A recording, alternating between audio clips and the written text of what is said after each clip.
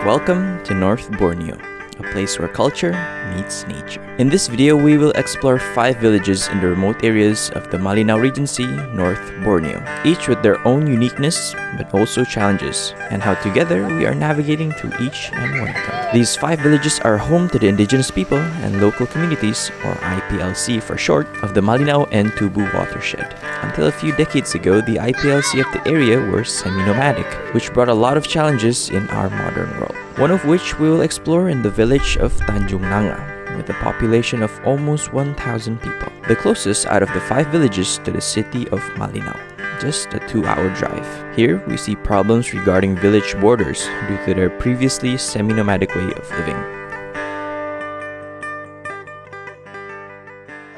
Memang untuk batas itu menjadi problem untuk kami dan tantangannya luar biasa. Zaman dulu, batas itu ditentukan berdasarkan alam. Ada yang berdasarkan sungai, kemudian ada yang berdasarkan punggung gunung. Having arbitrary definitions of their territory expectedly invites disagreements between villages that share a border. Kami di Tanjung Nanga ini secara khusus dengan Desa Langap itu sampai hari ini belum ada kesepakatan karena batasnya itu berpindah-pindah. Similarly, an hour drives away from Tanjung Nanga is the village of Matut, with a population of 345 people. Matut, along with the next 3 villages, are home to the Dayak Punan people, the most marginalized of the IPLC in the Malinao watershed area. The Punan in Matut are also in the middle of processing their tenurial rights. Nah, untuk saat ini kami sudah proses ke kabupaten, nanti prosesnya untuk pengakuan perbub dari bupati, dan juga saat ini kami juga dalam proses ke kementerian supaya mendapat pengakuan hak atas hutan desa. Nah, itu sekarang dalam proses penerbitan SK. Hutan desa comes from the word hutan, which means forest, and desa, which means village. This is a part of Indonesia's social forestry scheme. In this case, hutan desa is a concept in which an area of forest inside the village borders is granted to be managed by the village through an institution. However, this requires the village to have officially defined borders that are not conflicting with other borders. Defining their borders was not an easy process. KKI Warsi helped by mapping the claimed borders and, along with the government, facilitated years of negotiation and discussion with all the other villages that share their borders. Desa-desa tetangga kami mengklaim di suatu titik atau wilayah itu mengklaim bahwa itu adalah wilayah mereka, dan juga dari kami juga mempertahankan itu adalah wilayah kami. Nah, hal itu yang menjadi proses panjang dalam penyelesaian batas desa tersebut. Bahkan ada yang salah satu desa tetangga kami itu sampai 10-an tahun lebih dalam proses penyelesaian itu. The establishment of village borders and the implementation of their hutan desa is crucial because of the IPLC's reliance on their forests. Their food, economy, and livelihood all comes from the forest.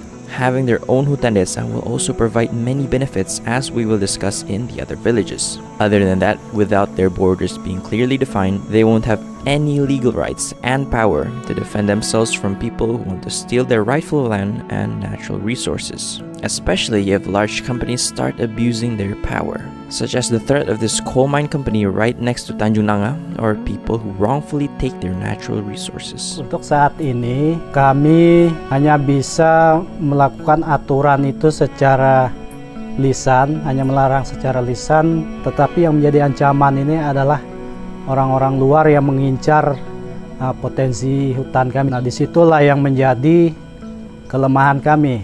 Tidak ada kekuatan hukum bagi kami untuk melawan pengusaha-pengusaha tersebut.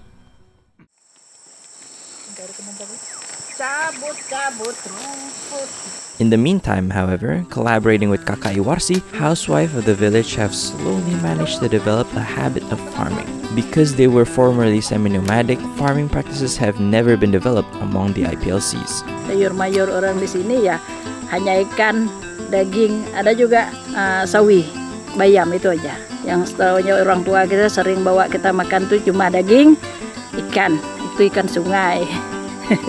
Kebunnya ada sawi, kacang panjang, timun, terong, lombok, bayam. As a result, they plant their produce randomly. Cucumbers here, eggplants there, and then spinaches over there. It may not look pretty, but it is functional. Ini dijual ke perusahaan. Ada 2 sudah perusahaan yang menampung sayur ibu-ibu kan. Itu juga untuk pribadi juga semuanya. This helps them have more variety when cooking, making more nutritious meals and also becoming an extra source of income for the people here. In Metut, we have also developed a group in which the housewives come together to make handicrafts made out of rattan. These rattan are harvested from their forests. Previously, housewives would only do household tasks around the house. This way, they will have another means of supporting their family economically. Yang dulu sebelumnya malas-malas, sekarang hari-hari kerja ibu-ibu di sini hanya buat kerajinan aja. Karena selama ini mereka sudah menikmati hasil dari kerajinan. Ini jenisnya yang pertama ada tas, anjat, gelang, bando, anting, ada gantungan kunci juga.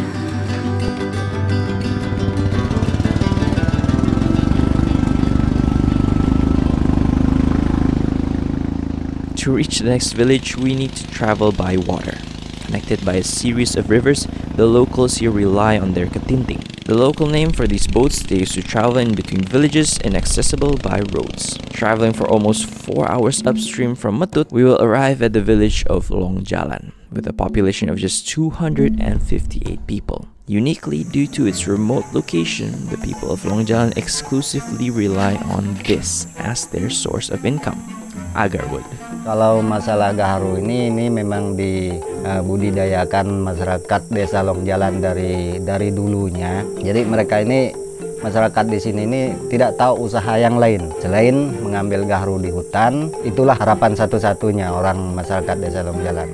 Prices for agarwood varies depending on quality, with the first grade agarwoods costing up to $100,000 per kilogram. They are sold to be processed into fragrances and essential oils.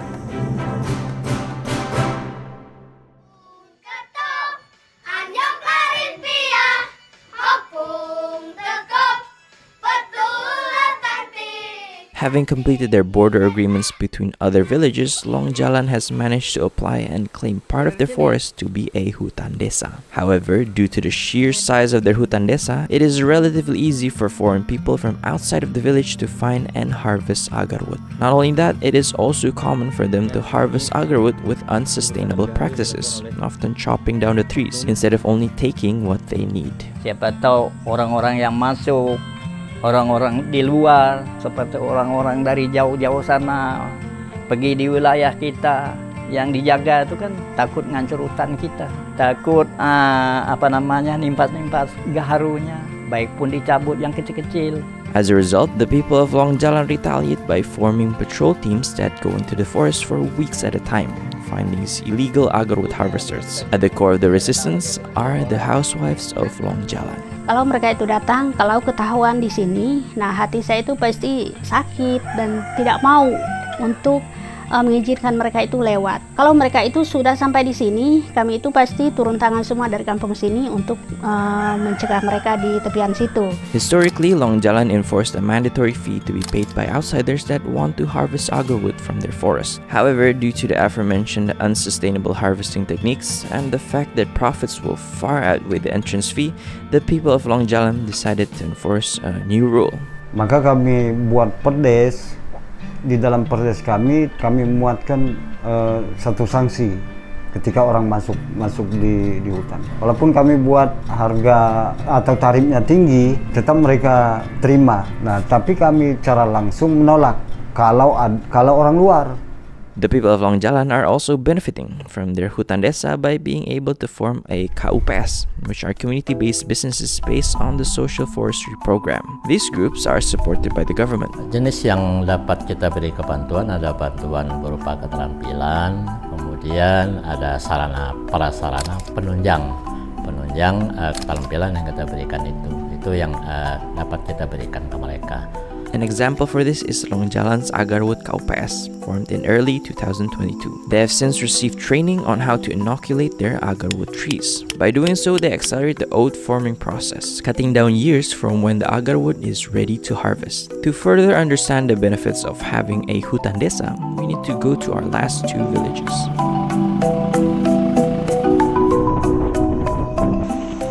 Going back to our previous village Metut, we then have to drive through rivers and traverse to very rough terrains. After 4 hours, we will arrive at the village of Longpada with a population of 251 people, and just an hour drive away is the village of Longnyao with a population of just 140 people. Begitu kita di statuskan hutan desa, manfaatnya banyak sekali bagi masyarakat Longpada. Kita bisa mengelola hutan kita itu sesuai apa yang kita butuhkan. Misalnya kemarin kita di Longpada mengadakan pembuatan pohon nasu. Nah, itu kita sudah laksanakan dan hasilnya juga masyarakat rasakan. Pohon Asu is a program by KKI Warsi where people can adopt their own tree, and the village people protect these trees from being cut down. All proceeds then get funneled into the village's Pohon Asu committee, where it will be used to help sick people or raise funding for village construction. Longpada also has laws to help fund the protection of their forest. Ini kita sudah kucurkan dana untuk pengawasan hutan. Itu kita mengadakan patroli, karena di tempat kita itu kan itu banyak lubang-lubang untuk pencurian.